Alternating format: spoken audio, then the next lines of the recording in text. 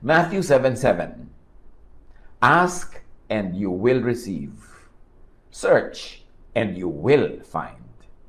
Knock and the door will be opened to you.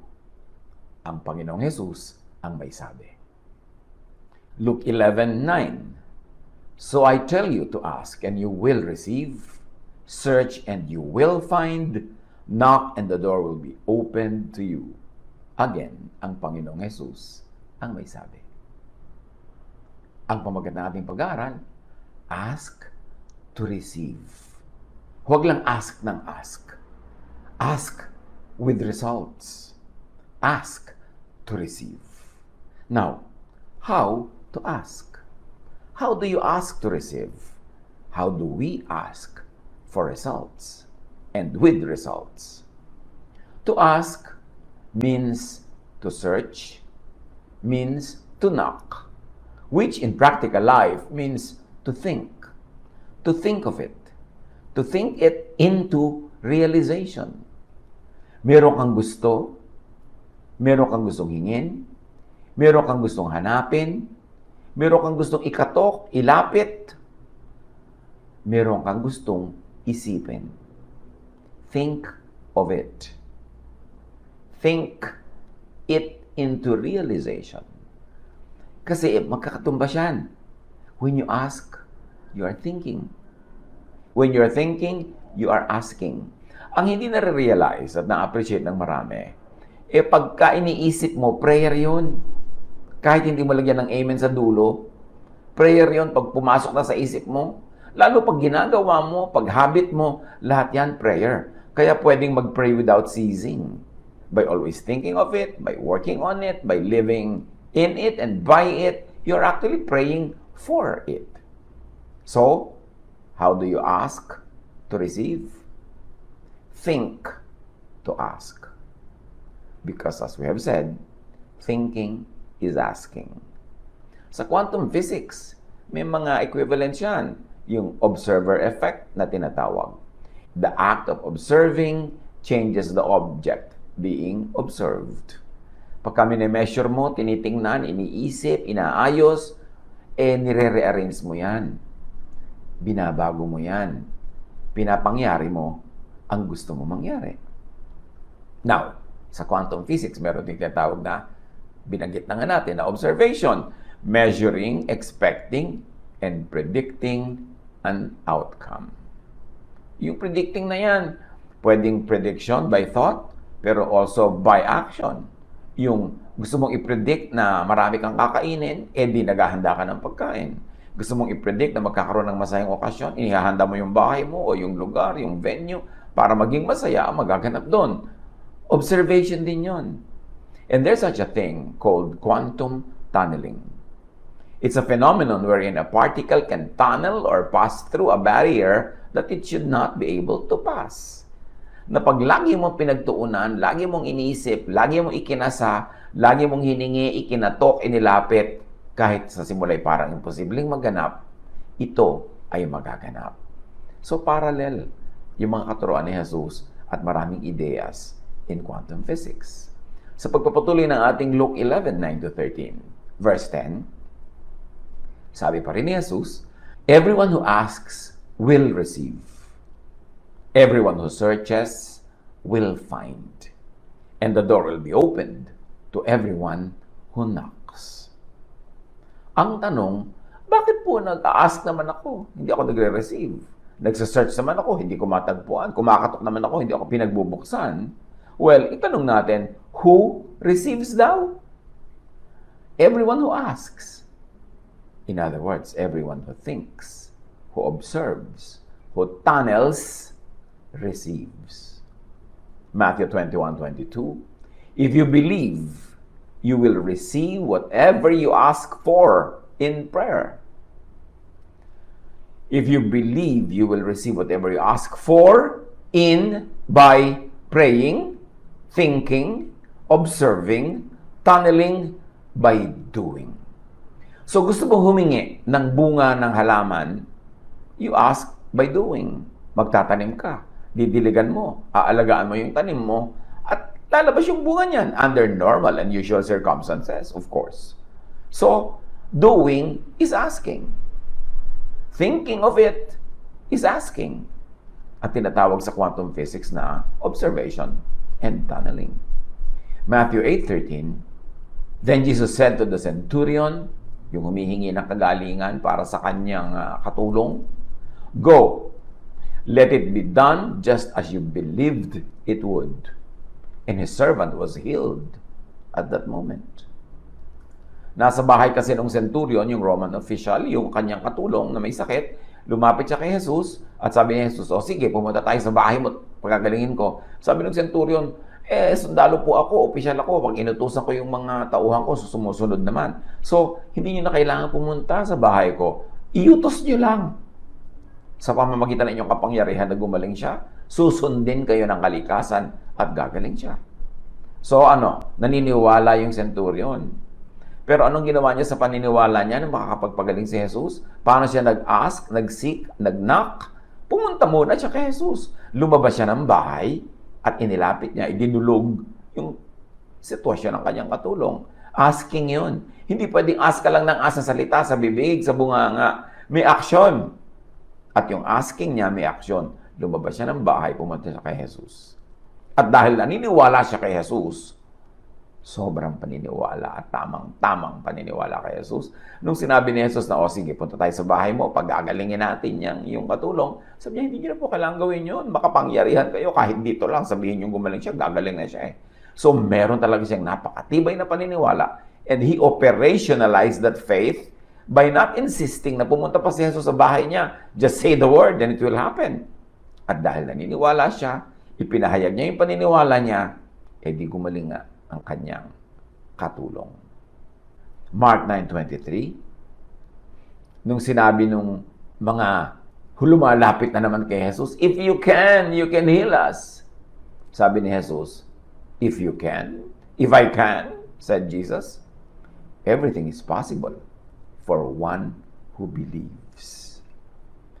Sabi ni Jesus, ako, kung kaya ko, bakit ako ang issue? Hindi ako ang issue kasi lagi kong kaya yan. Ang issue ay, naniniwala ka ba? Talaga bang naniniwala ka? Sabi ganoon, lahat posible sa naniniwala. Yung ako, hindi ako factor dyan. Sa loob-loob lang siguro ni Jesus or I'm supplying the words. Pero ganun yung idea. Hindi ako ang factor kayo. Hindi yung kapangyarihan ng Diyos ang factor, kundi yung paniniwala mo. Yung kapangyarihan ng yung paniniwala, yun ang factor. At ang quantum tunneling, tulad ng pinag-uusapan natin sa quantum physics, a phenomenon wherein a particle can tunnel or pass through a barrier that it should not be able to pass. Kaya lahat ng mga himala ni Jesus, tunneling yun . Tunneling on the side of those who were asking for the miracle. Kasi humihingi sila na imposible.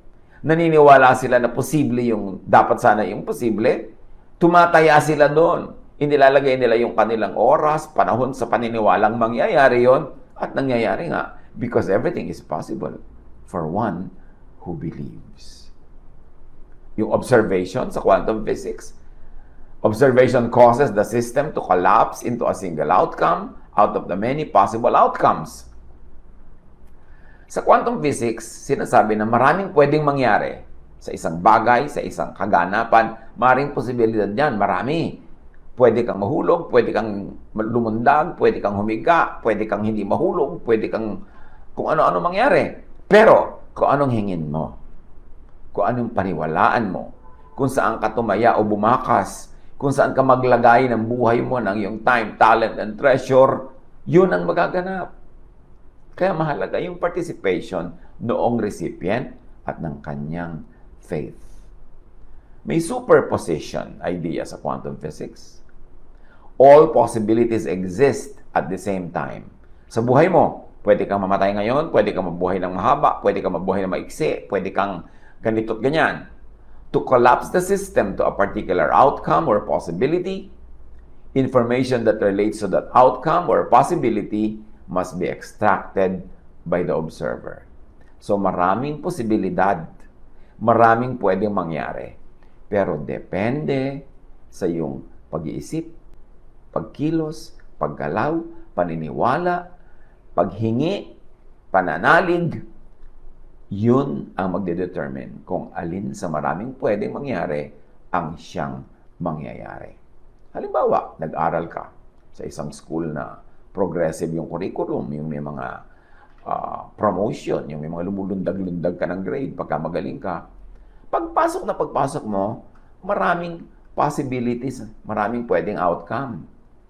Pwede kang makatapos ng kurso mo, let's say kung 4 years ay 4, pero pwede ka rin abutin ng 6 o 7. Pwede rin maging 3 or 3.5 kung may promotion yung super galing. Pwede namang hindi mo yan matapos at all. Ang daming possibility. Alin sa mga possibilities ang magaganap under normal and usual circumstances? Yung pinili mong maganap. Yung inisip mo, pinaniwalaan mo, ginawa mo, yun ang magaganap. Halimbawa, bakit ko naman po pipiliin na bumagsak? Bakit? Hindi ba yung pagdadrop mo? Hindi ba yung lagi kang absent? Hindi ka nagsasabit ng mga assignment? Hindi ba pinipili mo yun na huwag pumasa? Choice yun. Action yun. Prayer yun. Pero yung estudyanteng gawa ng mahusay na trabaho, laging present, laging attentive, laging natututo, pasado sa mga quiz, yan ang mga napopromote. Baka yung 4-year course, tapusin niya ng 3. So, choice ba niya yun? Yes. By being a very good student, pinipili mong gumraduate sa oras o ng advance pa. Lahat pinipili natin. Dapat conscious lang tayo na yung palang ginagawa natin na pag-iisip, na aksyon, na habit, ay choice. Kaya may tao bang nagtatagumpay at nabibigo dahil binigo siya ng tadhana? Dahil minalas siya? Dahil kinakawawa siya ng universe? No.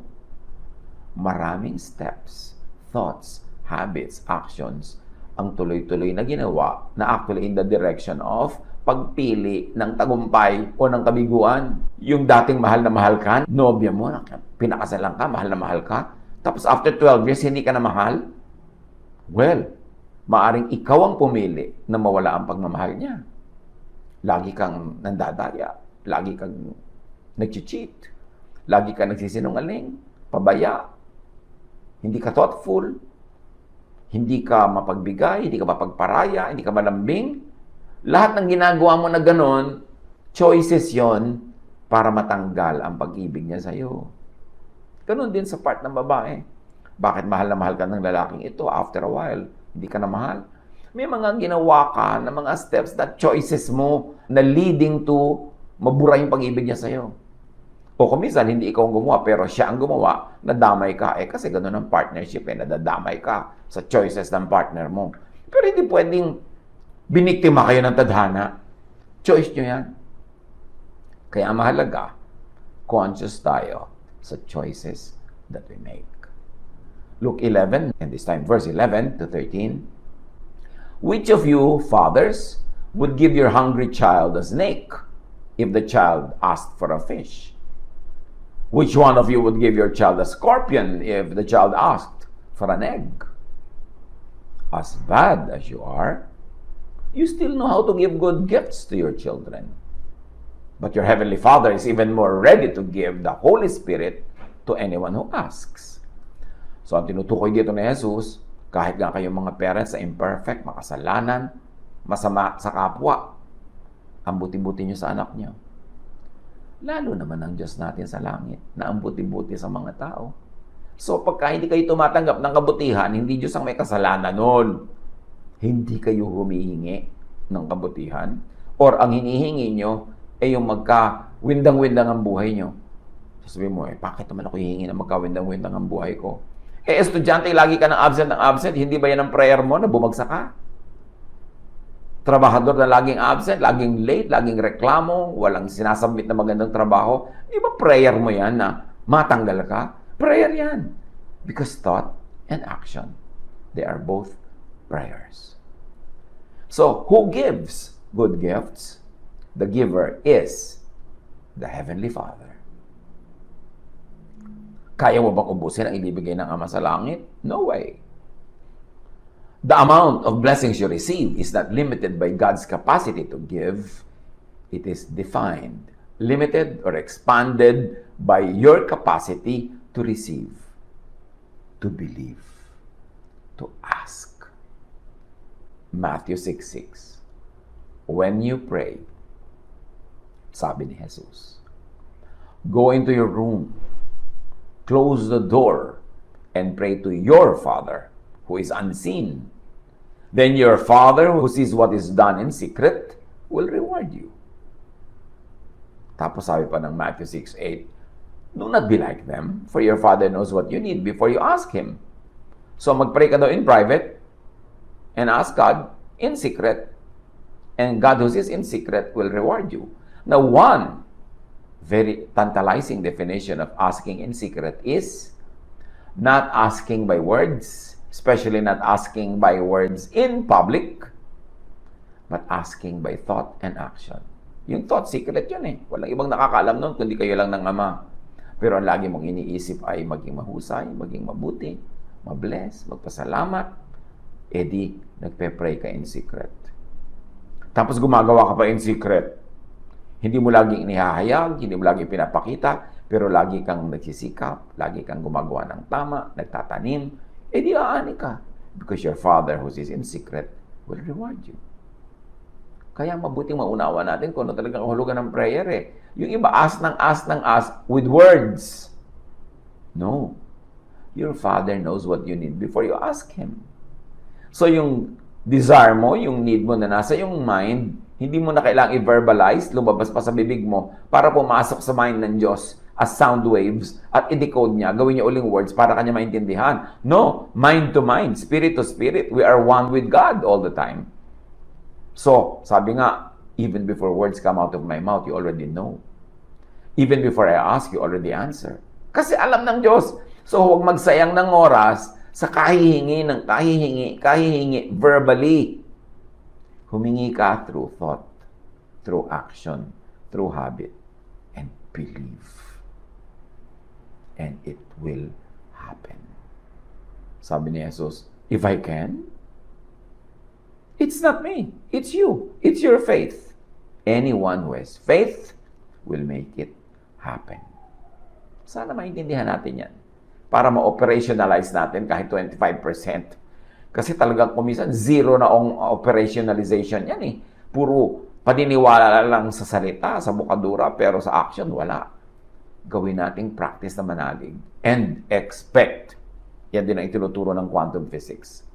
Who gives? Heaven. Or if you like to call it, the universe.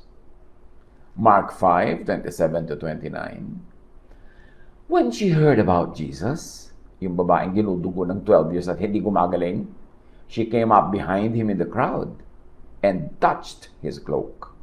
Because she thought, she thought. Ibig sabihin, she asked, she believed. Because she thought, if I just touched his clothes, I will be healed.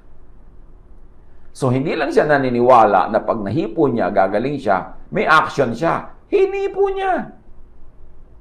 Remember, asking is thinking and doing. Immediately, her bleeding stopped, and she felt in her body that she was freed from her suffering. Immediate. Ephesians 3:20. Now to him who is able to do immeasurably more than all we ask or imagine, according to his power that is at work within us, etc. So, God is able to do immeasurably more than we all ask or imagine. But we begin with and by asking and imagining, and let God multiply whatever we ask or imagine.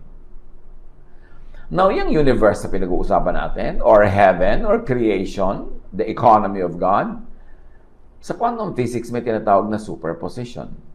Particles or matter exist in all possible forms and configurations simultaneously. Observation will cause this to collapse into just a single outcome or configuration out of the many possibilities. In other words, nothing exists and nothing is certain until it is observed. O, ipinanganak ang isang sanggol. All possibilities exist. Magiging mabait ba siya o hindi? Magiging matalino ba siya o hindi? Magiging mabunga ba ang buhay niya o walang kabunga-bunga? Magiging mabuti ba siyang husband or wife o hindi? Lahat ng possibilities, they exist. But what do the participants in the life of the child and later on the child himself or herself will do? Mag-iisip siya. Kikilos siya. Pipili siya ng mga gagawin at iisipin at lahat ng mga yon, kakambal ang mga pinipili at iniisip ng kanyang mga magulang, mga taong may direct hold sa buhay niya, direct influence. Lahat yan ay maglalakip-lakip, magsasama-sama, at pipili from the many choices ng isang tunay na magaganap sa kanyang buhay. Kaya kumisan, magkakapatid, pare-pareho ng genes, pare-pareho ng magulang, pare-pareho ng kinain, pare-pareho ng eskwelahan pinuntahan, iba-iba ang mga kostumbre, ang mga ugali, ang mga asal, at iba't iba ang kapalaran. Kasi maraming ginawang kanya-kanyang choices. Hindi tayo victims of circumstance. Sabi nga ng Invictus, I am the captain of my soul. Meron tayong direct participation sa paglikha ng ating ngayon at bukas. Hindi tayo mga lulutang-lutang na kusot sa baha na kung saan dali ng alon, doon pupunta. Meron tayong participation. You participate by asking, by believing, by thinking, by doing, by acting. Now, why the Father or heaven or the universe gives? Bakit nga ba? Sinasabi ng quantum physics or science, the observer effect has parameters, namely, the intensity of the observation, the predicted expected result or outcome, and the number of observers measuring or observing the same system. In other words, you receive what you give away. What you expect and predict or measure affects the very thing you are observing. Halimbawa, may bata, may behavior siya, may attitude siya, pero hindi lang siya nag-iisa in a vacuum. Yung attitude mo sa kanya, yung observation mo, yung input mo sa kanya, magkakalakip-lakip yon sa sarili niyang ginagawa at yun ang lilikha ng magiging identity o kilos o particular behavior niya at a particular moment. Kaya may mga bata na nagtatantrum pero pa ang nag-handle sa kanila is magaling na psychologist. Tumitigil, lumaayos. Meron naman na pagkaburarang magulang ang nag-handle sa nagtatantrum at OA na anak, lalong nagiging pakawala ang behavior niya. May mga bata na dahil ganito ang kanyang ginagawa, pagserbehan mo, huwag mong gawin yan, lalo niya ginagawa. Meron naman sabihin mong gawin mo yan, hindi niya ginagawa. Naglalaro-laro ang ating mga reaksyon at yun ang bumubuo ng ating realidad. So, kung ikaw ang may katawan, isipin mo kung anong gusto mo talaga mangyari. Gumawa ka ng mga hakbang patungo doon, paniwalaan mo yon at yun ang mangyayari. Para sa buhay ng mga taong mahal natin, o ino-observe natin, o tayo ay mga participant sa buhay nila, isipin din natin para sa kanila kung ano yung maganda at gusto natin mangyari. Ipanalangin natin sila. Tulungan natin, gumawa tayo ng actions. At yun, lalakip sa sarili niyang performance para bumuo ng isang common and one result. Kaya mahalaga rin yun when we pray for one another. Ba't hindi mo kailangan gawin sa plaza yan? Pray publicly. May effect din yan. Pero ang sabi ni Jesus, pray privately. So when you pray for people, ino-observe mo ang buhay nila. Pwede ka rin mag-tunneling para sa kanila. At kung yung prayer at paniniwala mo ay mas malakas kaysa doon sa prayer, asking and paniniwala, noon mismong tao, malamang na yung prayer mo pa ang siyang matupad dahil ikaw ang nag-tunneling. So kung yung anak mo, ang gusto niya halimbawa, bumagsak siya sa school, ikaw gusto mo pumasa, ipag-pray mo nang, ipag-pray na pumasa siya. Hindi lang prayer na salita. Tulungan mo, i-tutor mo, bigyan mo ng oras mag-aral, tulungan mo siya makapagbayad ng kanyang mga matrikula, bigyan mo ng materials para makagawa ng mga project, di ipinagpe-pray mo siya at sa ganon, nagtataneling ka rin. nag-observation ka rin by the standards of quantum physics, at malamang, kung ang faith mo ay malakas, yun ang matupad. Tulad ng centurion. Hindi naman yung may katawan hindi naman yung servant niya na may sakit ang humingi kay Jesus sa pagalingin siya Yung centurion. At syempre, dahil may authority siya over his katulong, may malakas na spiritual force yung authority niya na yon. Pero remember, it was the faith of the centurion, not that of the servant, that made the servant well. Kaya mahalaga, powerful din that we pray for others. At kung yung ating prayer life, spiritual life, yung truth natin, mas malapit sa truth ng God. Malamang yung truth natin ang umiral, mangibabaw at maghari sa buhay kahit ng ibang tao. Powerful ang prayer. Dapat lang tama yung method ng pagpipray. Ask, search, knock for what you want to receive. Kung ano yung gusto mo, kung anong kanais-nais, kaibig-ibig, kung ano ang mabuti, kung ano ang maganda, yun ang isipin, yun ang ilapit, yun ang ikatok. Think, imagine, speak of what you want to receive or happen. Huwag baligtarin. Do, move towards what you want to receive or to happen. Halimbawa, gusto mo ng masayang pamilya. Pray ka ng pray, Lord, pasayahin niyo po ang pamilya namin. Bigyan niyo po kami ng kasiyahan, bla bla bla. Pero, bungangera ka naman. Tamad ka. Hindi ka tumutulong. Hindi ka nagko-cooperate. Pasaway ka. Kahit mangisay ka ng kape, pray na pasayahin niyo po ang pamilya namin. Pang-ibabaw lang yun. Hindi yun ang totoo mong prayer. Kasi ang totoo mong prayer ay yung ginagawa mo. Pag umuwi ka ba ng bahay, nagpapasalubong ka sa anak, o sa magulang, o sa kapatid, o sa asawa. Di, yung pasalubong mo, prayer yon na pasayahin kayo. Kasi syempre, thoughtfulness begets thoughtfulness. Nagtatrabaho ka ba para ka makapag-entrega sa iyong asawa, sa iyong anak, mapaaral mo siya, sa iyong magulang? Yun ay prayer for happiness. Pero kung tatamad-tamad ka, bibisyo-bisyo ka, wala kang inuuwing income, puro utang, puro trouble, yun ay prayer na ang pamilya nyo maging miserable. And remember, ask and you will receive. Your action is asking for an unhappiness in the family, it will happen. But if your action is asking for happiness, it will happen. Paano po kayong action ko for happiness ang hinihingi, pero yung asawa ko for unhappiness? Well, kung sino ang mas malakas na pananampalataya sa inyo, malakas mag-observation at mag-tunneling, di yun ang magaganap. Pero hindi lubos na magaganap kasi may participation din yung kabilang partido. Kung dapat ang grade nyo 100, naging 80 tuloy kasi ang taas-taas ang binibigay mo pero siya ang baba, syempre kukuhanin mo yung average niyan. Because we affect one another. Proverbs 18:21, the tongue has the power of life and death, and those who love it will eat its fruit. Ang salita nakakabigay buhay o nakakamatay? Nakakapagpagaling o nakakapagpalala ng sakit? Ang salita nakaka-create ng peace or war? Makapangyarihan ang salita. Kasi ang salita ay prayer, kahit hindi in the format of the usual religious formula. Proverbs 23:7, for as he thinks within himself, so he is. Ayan na naman. Kung anong iniisip mo, yun ka. Yun ang prayer mo, at yun ang magpapaulit-ulit at magpapabalik-balik.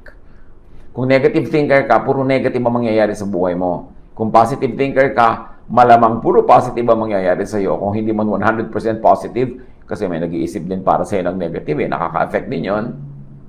At least, ang batting average mo, magiging mataas na positive. Hebrews 11:8, by faith, or parenthetically, may I say, by thought, by action, Abraham, when called to go to a place he would later receive as his inheritance, obeyed and went, even though he did not know where he was going. Hebrews 11:30, by faith, the walls of Jericho fell after the army had marched around them for 7 days. So, ang kapangyarihan ng pananalig can move mountains. Now, yung observer effect na pinag-uusapan natin tungkol sa quantum physics, the observer's intention to select an outcome depends on the amount of observers trying to extract the same information and the intensity of the observation being done. So, i-translate natin ito to prayer. Mas maraming nagpe-pray, mas malakas ang prayer. Although, kung marami nga, tapos grupo, sama-sama, pero maraming abala, maraming distraction, maraming nakakagulo ng iyong concentration dahil matao, mabuti pa, mag-pray kayo lahat. Yes. About the same thing. Yes. Pero sa kanya-kanyang silid. Sa kanya-kanyang private space and time.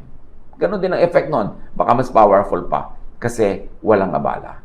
Kasi kung minsan, pag marami kang kasama sa prayer, merong maingay, merong hindi mo maintindihan yung pronunciation niya, merong verbose, merong repetitious, kung minsan natatanggal yung concentration mo, mabuti pa, mag-pray kayo kanya-kanya about the same thing, pero sa inyong oras at lugar.